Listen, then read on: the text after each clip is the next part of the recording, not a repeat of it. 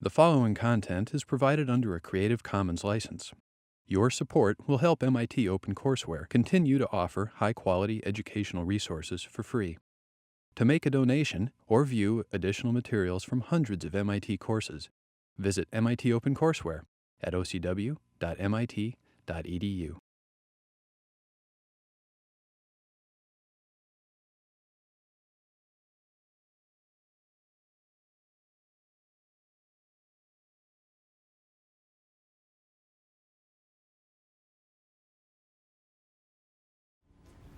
Wells was very interested in trying to come up with a story, a narrative, a science fiction that would somehow capture some of the evolutionary themes of his earlier years. This was a very successful piece of science fiction. Wells is not as well known now as he was in his own day, but in his day he was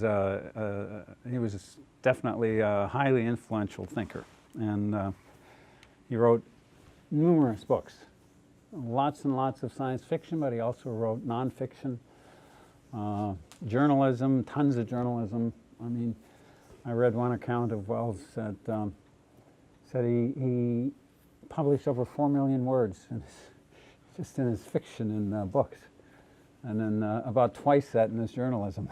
It's like, so he was a writer of amazing output. But he was fascinated with scientific themes, and especially with evolution. He studied under T.H. Huxley for a short while at the Imperial College. He didn't pursue it to the point where he got his degree, but he was a huge admirer of Huxley, and thought that Huxley's ideas were absolutely crucial to the way in which one needed to approach the contemporary world, with, understanding the science and the role of science, but also, in some ways, the limits of science. But his Time Machine is probably one of the most successful science fiction works ever written. It's been done in movies several times, and it's quite a tale. I mean, I reread it again. Every time I start reading this, I can't put it down. I don't know what it is. There's something about Wells's prose that just pulls you into it, and it's kind of fiction of intellectual fiction. Playing with some thought. It's a thought experiment in some sense. How could we think about the people of the vastly of the future in say 800,000 years from now? So we remember Darwin's taxa chart, and the fact that we have thousands of generations there before species change. So this little mechanism of Time Machine allows Wells to jump from now into this kind of imagined future. That's a key move of science fiction, isn't it? Science fiction often uses some kind of idea of science that the science isn't quite there. We don't know what the principles of his time travel actually were. There's no effort to explain it. But it gets him into this space where he can begin to talk. So what is it about this book? Did you also have this experience of just sort of starting to read and getting picked up into the story? How so? Why? What'd you find about it? Charles, what'd you think? Well, it's like you said, so for me, I started reading some section of it, and then there were just certain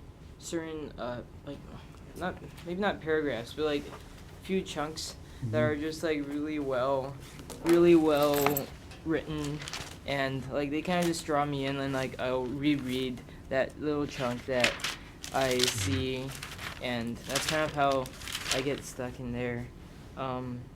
So for example, this part was really nice. I grieve to think how brief the dream of the human intellect had been. It had committed suicide. that set itself steadfastly toward comfort and ease. And so here it's talking about nature versus intellectual versatility, and how like just like the lack, the like the kind of just how when man is set to comfort and ease, there is no need for him to kind of stay alert and like stay alert in terms of just like the things that he'll think about, and like just his effort to survive. All right. Yeah. Yeah. These people have sort of arrived at a state where there's no struggle. And I mean, there is in some sense, because one species, feeds upon the other species. But, there's kind of a mutual relationship there, isn't there? It's not like the little people on the top aren't getting something out of the deal. I mean, both sides have sort of reached a kind of stage where they're getting something. So what are some other impressions you had of this book, just as a story? Laura?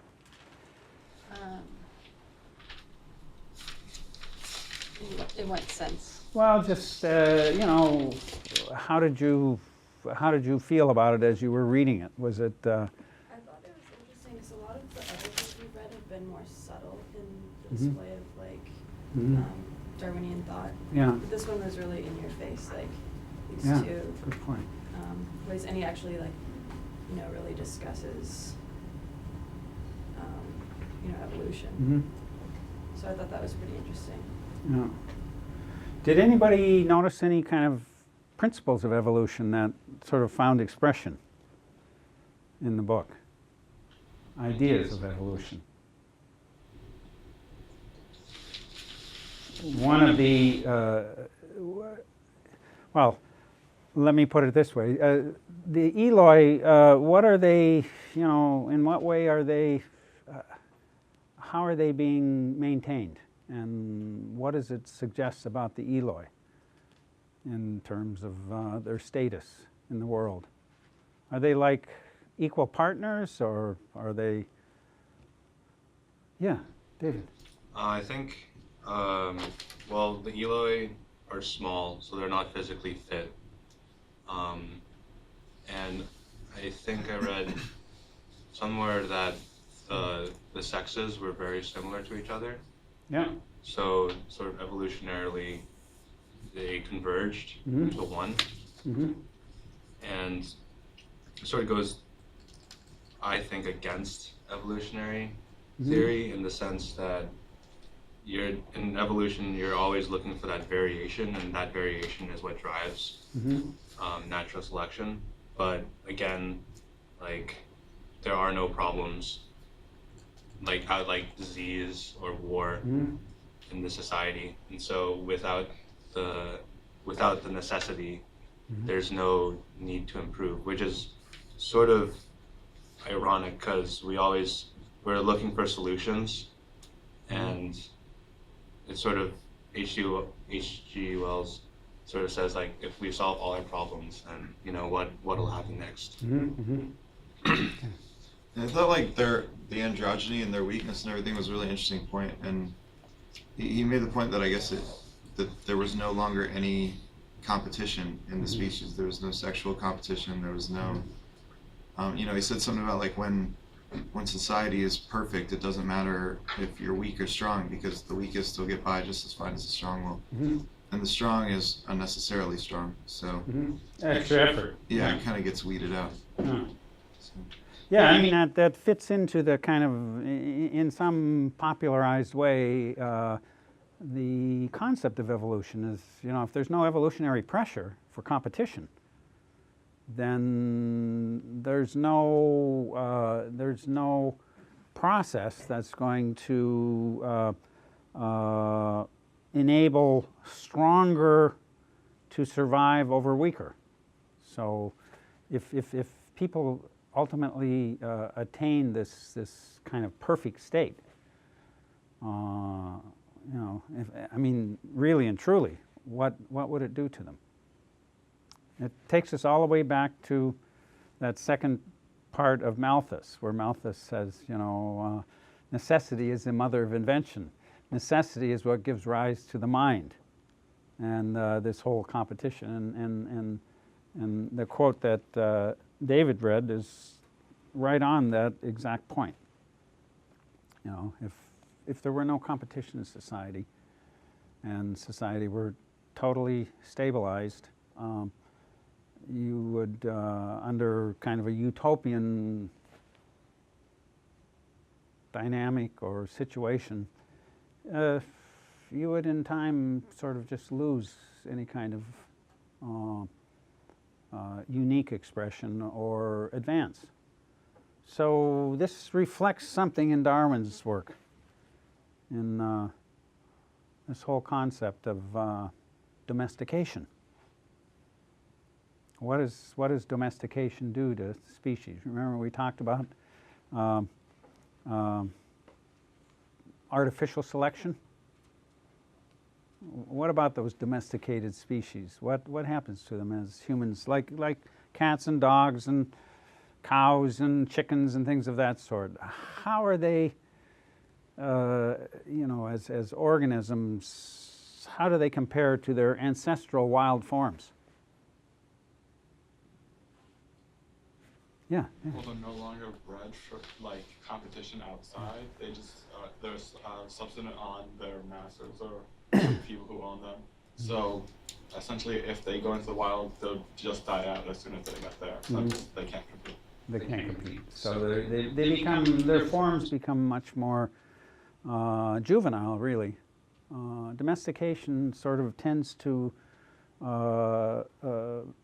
it tends to fix organisms in their juvenile stages. They don't advance into more adult stages, and those stages are basically less defined.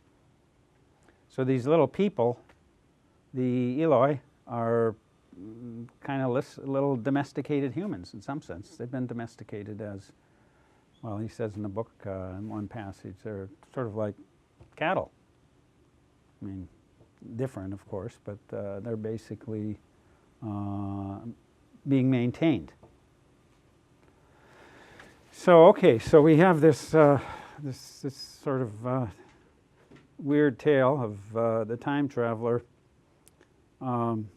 He's found these two different species, and they no longer interbreed or whatever. They, at least theoretically, according to his theory, is that they, as David said, they became separated through sort of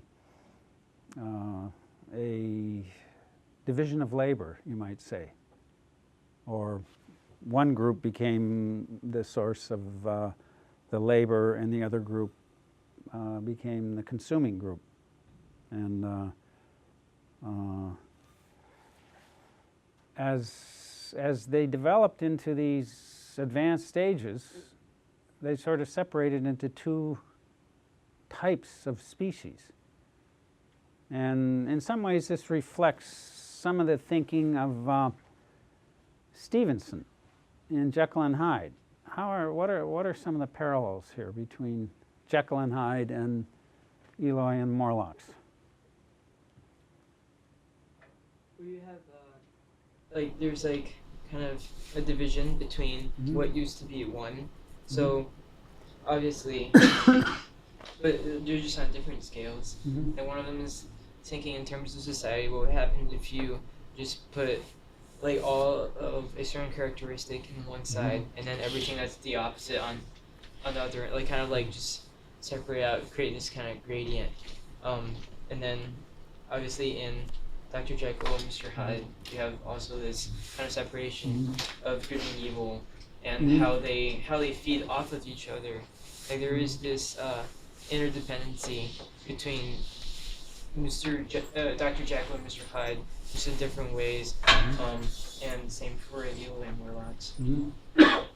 Okay. Any other thoughts? Yes, definitely. Any other thoughts about Eloi and Morlocks and Jekyll and Hyde? David? They're both kind of like the kind of two forms specialize, and I think in both cases, kind of the darker, more primal form seems to dominate Yeah. the weaker form. Yeah. Yeah. How do they compare? Just you know, I mean, if you had to choose to be, not that you would find which form would you rather be part of? Would you rather be a Eloi or Morlock? I mean, in terms of what are their different characteristics? What are some of the differences? I mean, obviously, one lives underground and has flaxen hair and no pigment in their skins. Yeah. The Eloi really just aren't able to self-sustain. They rely on the, so was it the Morlocks? Yeah, Morlocks, yeah. For everything from clothing to, basically, they'd have no chance of surviving on their own. Whereas the Morlocks, even if they need the ventilation service from the Eloi, they're pretty much self-sustaining. Okay. They seem somewhat capable of doing things. Yeah, they come from this long tradition of maintaining, the status quo, and you could say that this world is a kind of a homeostatic world. It's reached a point of equilibrium.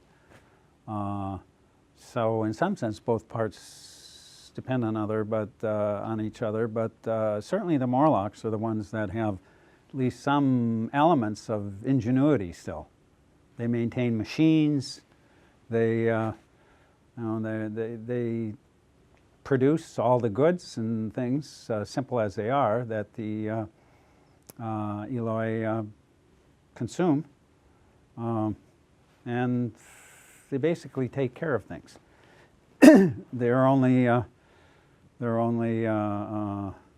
requirement is they sort of they dine on Eloi. So this is a very efficient world, isn't it? But what about the Eloi? What are their qualities? I mean, the time traveler prefers the Eloi, doesn't he? What does he say about the Morlocks? And how does that compare? Remember what they said about everybody who meets Hyde? What do they say when they're in Hyde's presence? Something that, Hyde is something that they don't like, communicates something.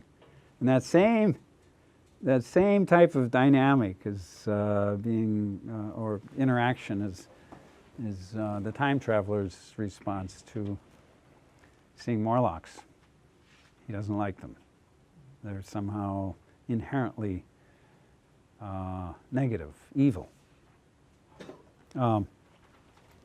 So yeah, there's there is this sort of this development and teasing apart of different elements. I mean, would it be fair to say that these are two parts of a unified human psyche, or in some sense expressions? What about the what about the Eloi? What is it that the time traveler finds attractive? Casey? They're just obviously they're in the light, so they're kind of in the light, so it's kind of just obviously he's not gonna like people in the dark, because it's just, and they kind of just seem to have everything going for them, with the exception of the fact that they can't do anything for themselves, but he just kind of likes. They play in the sunlight, yeah, Laura? I think maybe he just relates to them more, because in some ways it's sort of a social commentary of higher and lower classes. And it seems that the time traveler would have come from a place in society where he was sort of not of the working class, more of a higher class where he can sit around and talk about time travel and things. So maybe he just relates more to this, the epitome of a higher class of beings that don't have to work for themselves. Okay. Yeah, you're sort of bringing in a parallel here to Jekyll, isn't? I mean, there's something in Jekyll's personality, a certain type of interest, a little bit of boredom. Everything is, he's well situated in society. And the time traveler also is, of that same kind of, curiosity based on sort of a eccentric interest in various kinds of questions, and this deep desire to figure out how to transcend some boundary.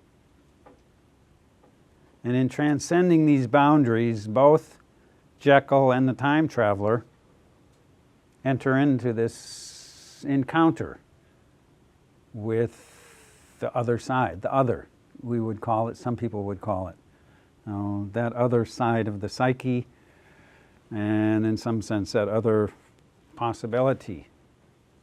So the mechanism in the one is the potion.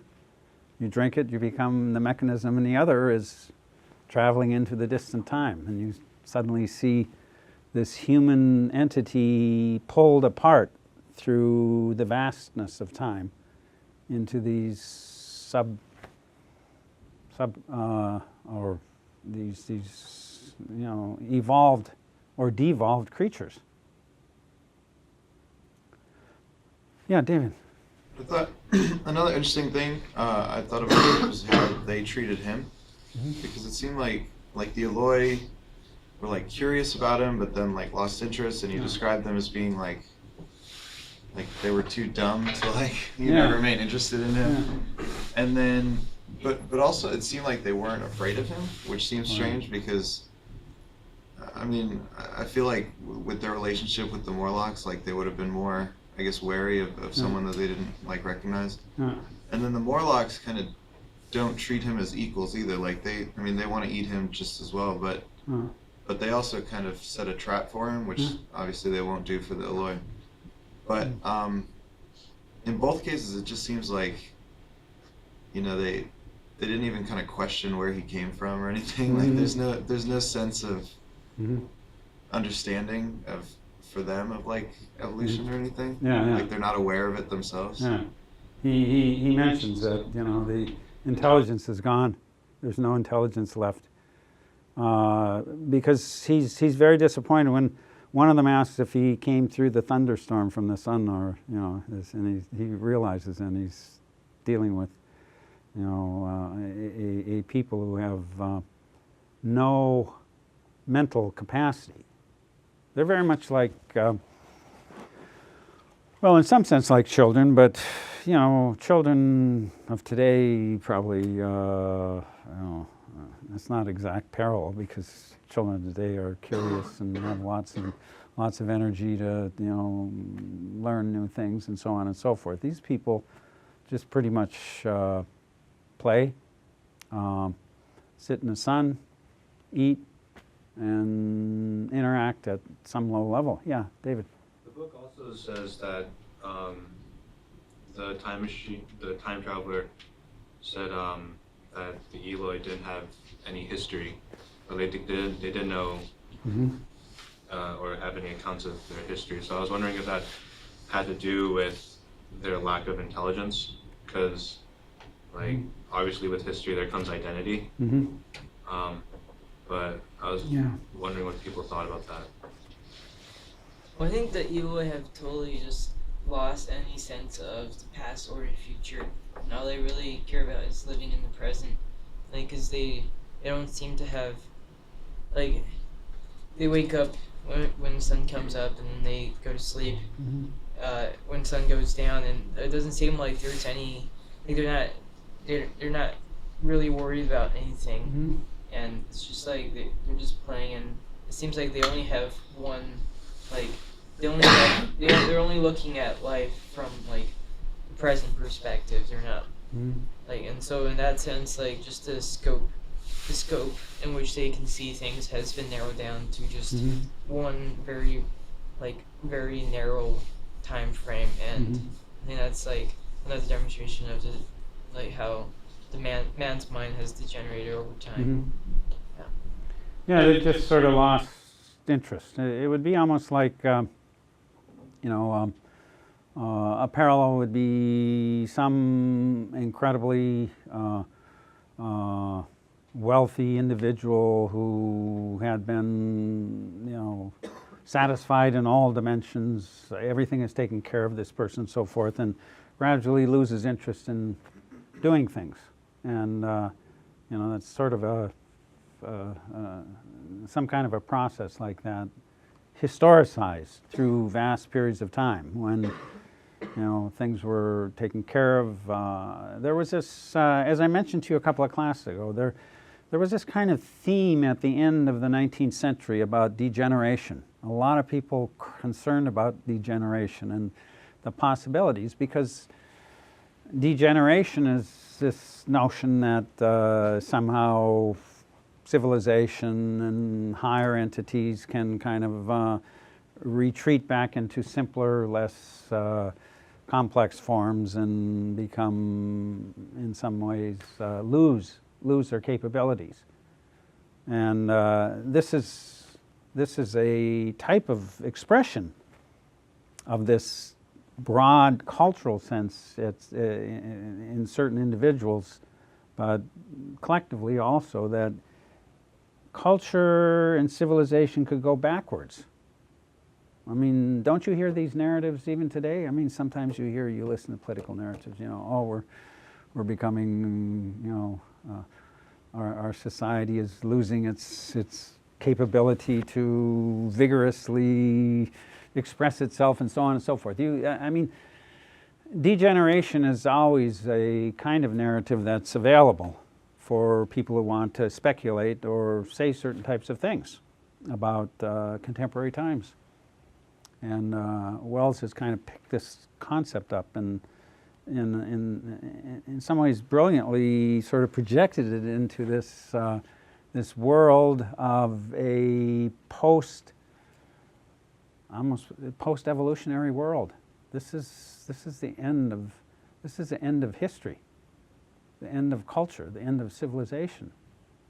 Because those are all expressions of this human effort, as Huxley said, this human effort to kind of come to terms to create the garden. And the garden is always at risk in being taken back by the state of nature. Well, so that's where some of Huxley's ideas made it into this book. This is the garden. The time machine is, you've arrived at the garden, and it is established, and you are now seeing its long-term expression. And we all like to think of the garden as a highly desirable place, as indeed it is, but stretched out through vast periods of time, a state in which everything was taken care of, everything was beautiful, there was no more conflict, would ultimately, in Wells's speculation, would ultimately result in a degenerated form of humans. David. They talk a lot, like when they're in like the present time. Mm-hmm. They talk a lot about like what the future of mankind would be like and all the technological innovations. But then it's interesting that he chooses to go way beyond that. Mm-hmm. And even when they visit the museum, Yes. which I thought was really interesting, and Yeah. that it seemed kind of totally out of place. But then, Yeah. like the innovations in the museum Yeah. weren't all that advanced anyway. Yeah. Like it Yeah. seemed like he kind of didn't want to foray into that kind of speculation about Yeah. he kind of just Yeah. Well, like there was I I don't remember if I had you read that section in Erewhon. Erewhon had a section on the museum where after they pick up the Erewhonian traveler, they find his watch and they take him to the museum where all these old machines are and so forth. And they sort of look and they see the watch, and he sees all these sort of machines that used to exist in Erewhon, and he's being punished partly because he's reintroduced a machine into this environment. This is an echo way back in Wells's book of this kind of this museum. It's a great device because, as you say, it sort of reflects on a past that existed. But, what does he get out of it? Well, he gets some camphor to, create a fire, some more matches, and he breaks off a lever from one of the machines to use as a weapon. That's all the good he can get out of this this palace of green porcelain. Yeah. I think like as a reader, I like really wanted some kind of more obvious vestige of like the humanity that we're used to, you know, like the world that we're used to. Yeah. And so that's when I was so interested to see like, you know, the airtight glass display case and thing like that. Like finally it's something familiar to us. Yeah. But then it seems to only go as far as like, you know, he sees rusted like weapons and stuff, like rusted swords and things like that. So it's you're making an interesting point, and that is, this book could have really, you know, Wells wrote it rapidly as he did most of his work. It's really a 100-page novella, but you could have really explored some of these ideas, and a modern science fiction writer probably would. You know, if you,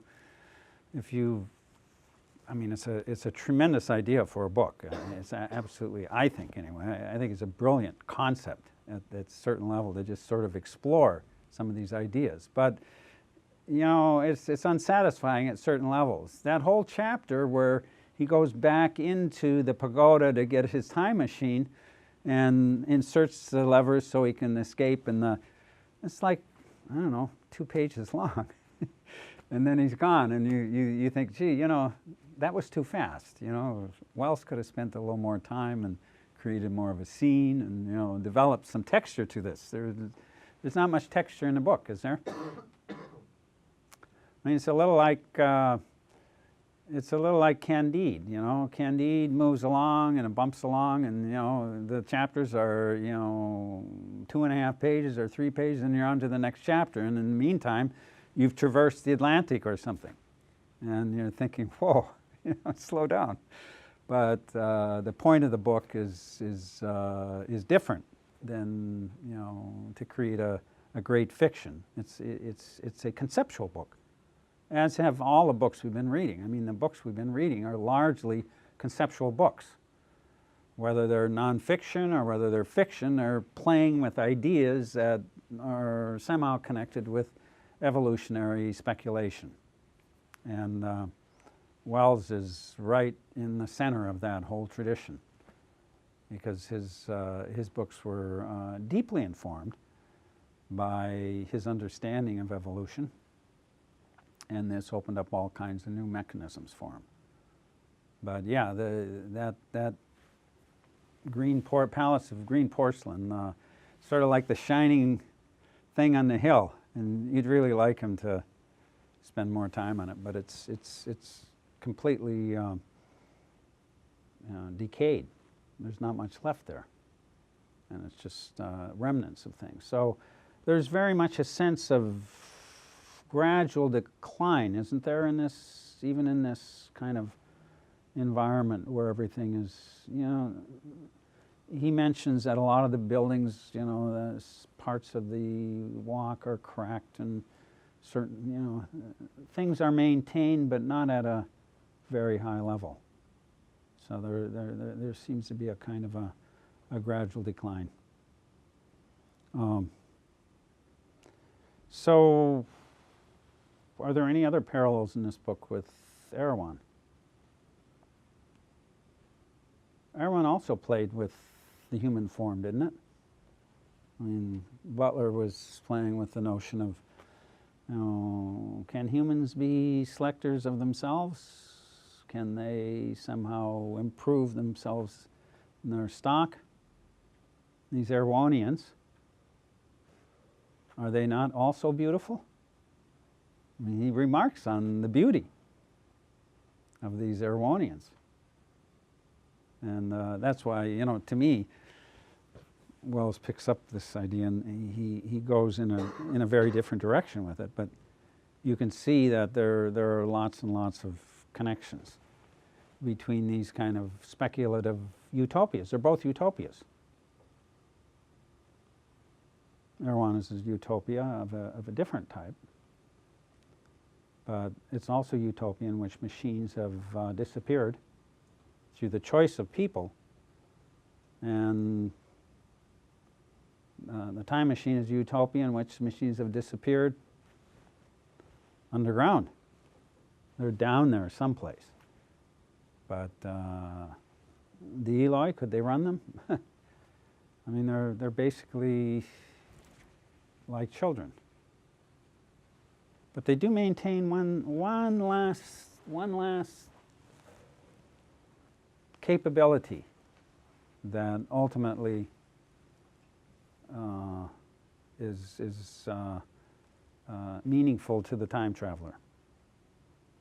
And that's, of course, in his personal relationship with the little person who he saves from the river, and her sense of gratitude and devotion that comes out of that is the one human element, isn't it? That's almost the only human element that gets expressed in the book. It's the thing that keeps him somehow engaged with these people. This capability. So this is other gardens that we've dealt with. I suppose the garden in Wonderland. It's also takes you down underneath. This one takes you down underneath into a whole different world. It's not the Morlock world, but it's a world underneath, down into the rabbit hole. We have any parallels between these two works?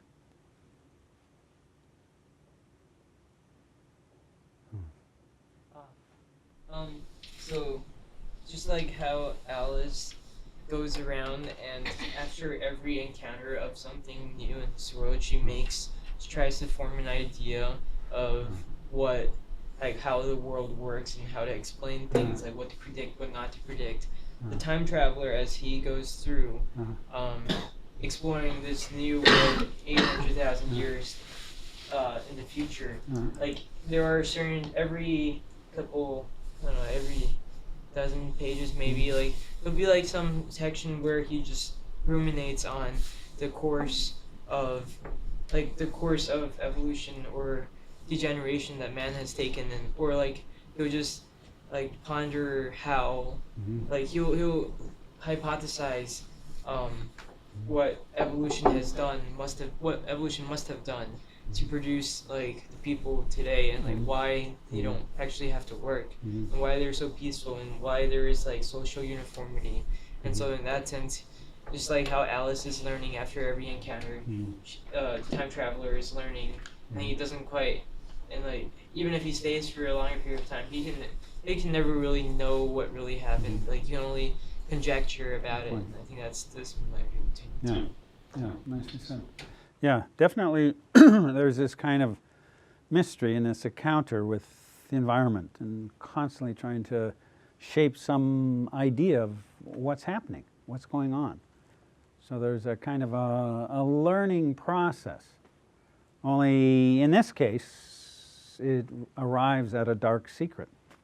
Or it's not a secret, but just at a kind of understanding of something completely contrary to what he first thinks.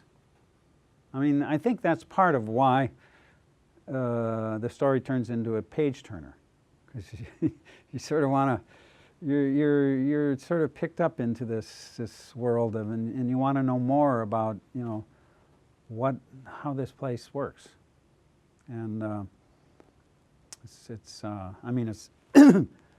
not. I wouldn't say it doesn't have even close to the complexity of Carroll's work, which is just a much more imagined and complex and challenging piece of fiction. But it does have some of these elements. Only it's now using science. So what does this say about, science fiction? Science fiction is not a form that was that common in the 19th century. But Wells was one of the first. There were some other, Jules Verne, You could call Butler was using scientific concepts to create a kind of a weird fiction, maybe not exactly a science fiction work, but so what does a work like Wells say about the world of science and the world of fiction? Is this a mix that actually works? Can you actually make science fiction work? And if so, how does it? What's the basis of its validity, or is there any?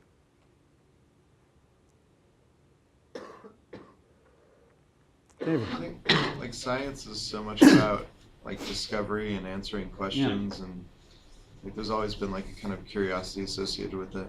Mm-hmm. And so with fiction, you know, the author has a chance to kind of answer some of these scientific questions that may not be answered in our reality, but kind of in a more fanciful way. Mm-hmm. And I think it's very satisfying to readers to kind of see, you know, these concepts that they understand taken to a level beyond, you know, what we can experience.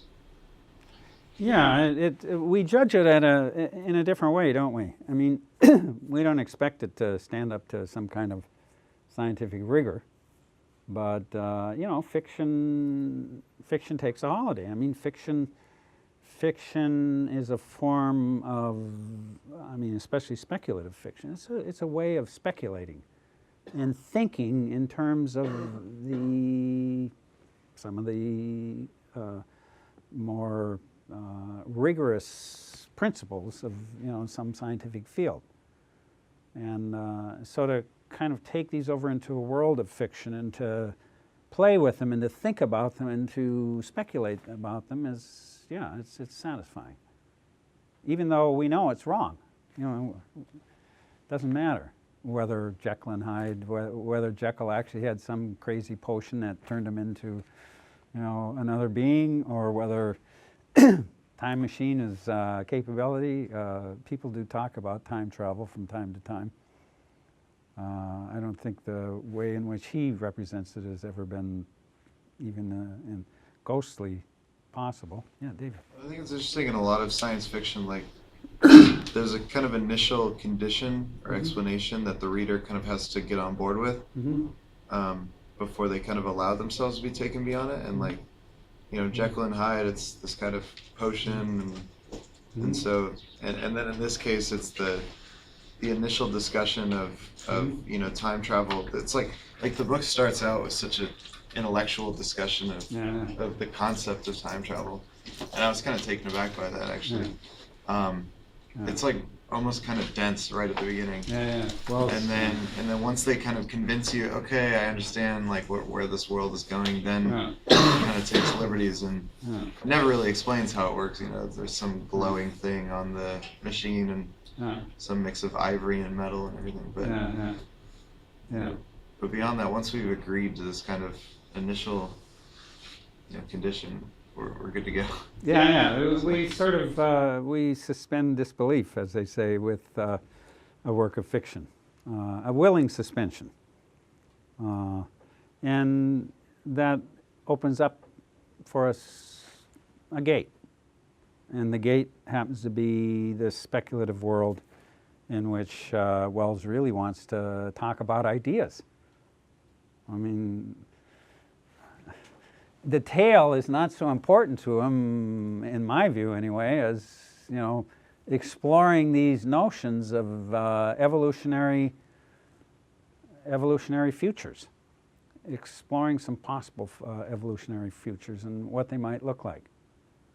And the idea that we could be talking about something over 800,000 years in the future is kind of preposterous. Yet, you know, if you could do that, and you could go, here's one possible set of scenes, some way in which you could see the end point, the end of history. And of course, for those of you who've read the whole book, if you got to the end chapter, the chapter after he escapes, he goes way, way into the future. What does he discover there? Well, heat death. What was called heat death in the 19th century still, and that is, you know, the fact that there's going to be an end to the world. The world is going to there are various theories, but I think the contemporary, is anybody here up with the contemporary astronomical projection for how the sun will die? It will become a giant, will it not? It will sort of expand into this vast, and the Earth itself will sort of lose its diversity. Yeah. That chapter 11 was Yeah. nothing short of riveting poetry. Like, by the time I got to chapter 11, I put the book down, like, holy wow. You know, and did anyone else if you get a chance, like, just read chapter 11. It's only like 2 pages long, but it's his description of, you know, it's just the slow death of not just the world, not just mankind, but the entire universe seemingly just collapsing on this one spot. You know? Yeah, that's kind of the book has been illustrated in some cases by some, and the illustrations are always excellent for this book, because it's just it's visually I mean, wouldn't you say it's visually a impressive book? Just the visual, not even that he is. I mean, the descriptions, a lot of his descriptions are just super brief, as we were saying. You know, it's a novella. It's a very short piece. But at a conceptual level, the way in which the different the little children, the little tiny people, and these creatures with no pigment in their skin, and you know, I mean, visually it just kind of assaults you. And this garden of Earth, and you know, this underground with the thumping machines and the smell of blood, and then the dying Earth, the end of the world, and you know, it's in some ways not that we have to worry about the end of the world. You know, this is 800,000 years, but even so, isn't the notion that the place we live in is sometime eventually simply going to be nothing? I mean, doesn't that at some level communicate something? I mean, we are living in a place that, according to, you know, the principles of cosmology, will collapse into the sun, I think. Or, yeah. I mean... Is the time machine heretical?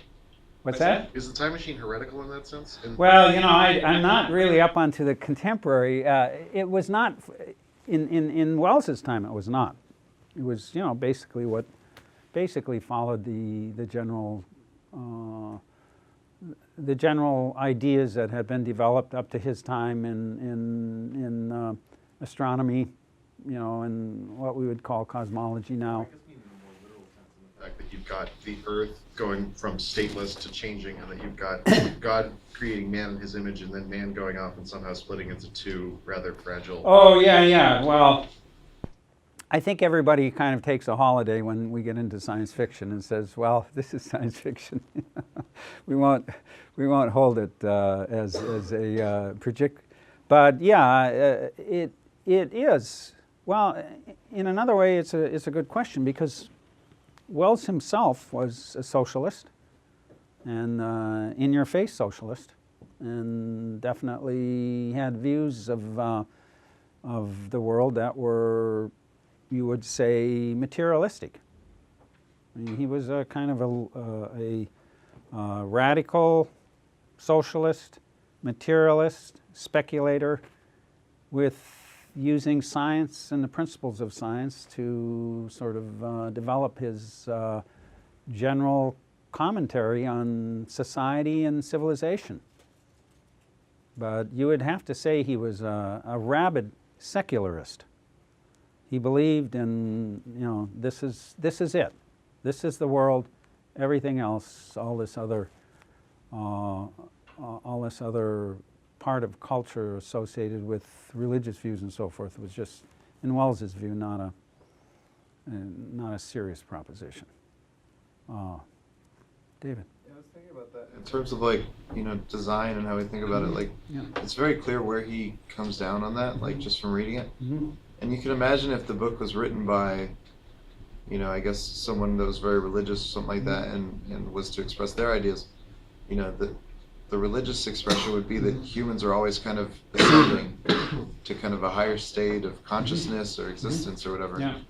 And so the future that he describes, I think, isn't the same one that a religious person would conceive of. It's the Earth without humans. There are no humans living at this time. It's just, crustacean-like creatures crawling around on the surface of the Earth, and those are the final or late-stage conditions of existence that allow some creature like this to survive. But no more Eloi or Morlocks. They're long gone. What I thought really stuck out throughout the whole book, and there was really not even a discussion of it, was the Sphinx, and how it's kind of an anachronism in the world that he's created, because it's such a historical image. It's the Sphinx is even ancient history to us, and yet it's a relatively new statue. It's shiny, it's engraved and all this kind of stuff. And so I just kind of always wondered why that of all things was it's like still a centerpiece of their society when nothing else remained. Good question. I've often wondered that too. Is just why did he choose Sphinx? Does anybody have a theory? The Sphinx, of course, is a symbol of mystery, and the unknown, and the sort of unutterable, and so, at some sense, it's a conundrum, a symbol of the conundrum, and it reigns over this. It's an image that is in the book, and he comes back to it a couple times, and it's sort of like, you could say symbolically it works to say something about the mystery of time and how completely unable we are to project in a highly complex world what things are going to be in the distant future. That's the closest I can come. Yeah. It could also be like the physicality of it, and that it's a man's face on like a different form. Okay. Yeah, no, it's it certainly is an important. It's a really important part of this. Maybe the only major symbol in the book. He uses the word automatic civilization. This concept of the automatic was beginning to become part of the cultural discourse of the time, the notion that you can automate. And we're very much still into this mode of thinking, of automating things and making things self-maintaining, creating a kind of a world that, so in some ways, although it's clearly a work that was written over 100 years ago, some of the lines of thinking are still present in the way contemporary people think. And the other thing I was going to mention is he uses some of the terminology he uses in this book is very standard communist terminology. He talks about the conquest of nature. This is a big thing in the communist discourse of Wells's time. But Charles and I were talking the other day, and we were sort of, I said something, and we discussed this a little bit. I said, in some ways, this book seems to be almost like a satire on the perfect state of communism. Because if communism actually arrived and produced this perfect world for everybody, and each according to his capability, each according to his needs, and so on and so forth, and perfect distribution of resources in a kind of a static society, you would think we'd ultimately reach the perfect stage. And yet, and they have here, but what do you get? You get these kind of degenerated forms. So in some ways it's even though that Wells is associated with this movement, I've often wondered if, it seems to me to be kind of satirizing this whole concept of everybody having, the perfect state. We already talked about the family structure of both cultures. No. Okay, one question I had was, for example, the Eloi. No one seemed to be concerned that Wino went missing for quite such a amount of time. And when I started thinking about it, I realized I didn't notice any references to any kind of nuclear family or group. And when I contrasted the Eloi with the Morlocks, it seems as though the Eloi are extremely individualistic. They have no threats apart from the Morlocks anymore. They have food taken care of for them. They just go, they frolic, each to his own. Whereas in the Morlocks, you've got exactly the opposite case, where they kind of act as a super organism. They seem to have no real selves unto their own. Apart from what I really read. And instead, they act as kind of this network that continues. That's a good point. And so, in terms of the social structures of the two groups, they seem to be diametrically opposed. Really. Yeah. So. No, that's a good point. They work collectively because they maintain machinery. They do all sorts of things. We don't see it, but yeah, and they harvest they harvest Eloi. They go up and so. It's definitely, there's a level of organization there that is totally missing from the Eloi, who have, I don't know how you characterize it, attention deficit disorder, I don't know. They all sort of can maintain a certain amount of attention, and then they lose it and they're on to something else. And they even seem to, as you say, that's an excellent point. They're different. And that also can be brought back to evolutionary principles. The fact that, the nuclear family, the family and family social structures have adaptive value.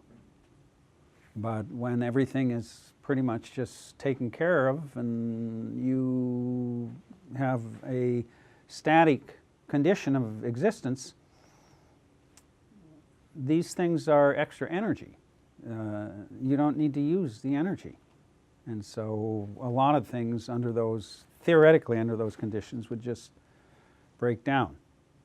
Just as if we look at domestic animals, they probably have only remnants of the social structures that their ancestral forms had in order to survive.